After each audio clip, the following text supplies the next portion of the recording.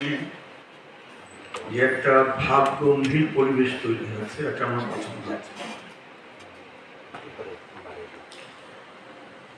আমার মনে হয় যে এমন কোনো সময় আমরা মানে একত্রিত কোথাও বসে আড্ডা দিচ্ছি বা শর্ট ফিল্ম ফোরামে সেখানে অঞ্জন থাকতো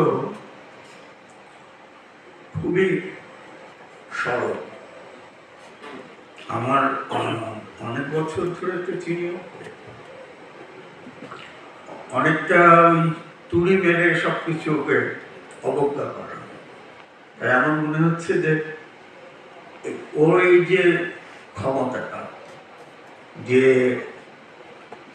ভালো কথা হোক, মন্দ কথা হোক, কাজের কথা হোক, অথবা কেবলই আড্ডা মারা, এই সবটাতে একটা জিনিস ছিল যে অঞ্জন পুরো পরিবেশটাকে খুব সহজে নিজের নিয়ন্ত্রণে নিয়ে আসতে পারত এবং কখনোই বেশিক্ষণ মন খারাপ করে তাকে থাকতে দেখিনি। তো সেই জন্য আমার মনে হয় যে ভাবগম্ভীর পরিবেশটাকে না রেখে আমরা যদি স্বতঃস্ফূর্তভাবে অঞ্জনকে স্মরণ করি, তার যে স্বতঃস্ফূর্ততা, কাজে, কেবল আড্ডায়, এমনকি পানের আসরে, সেই স্বতঃস্ফূর্ততা আজকে থাকবে এখানে। কত মুখ আমরা করে আমরা না থাকি, তাহলে হয়তো অঞ্জনকে কিছুটা মনে পড়বে।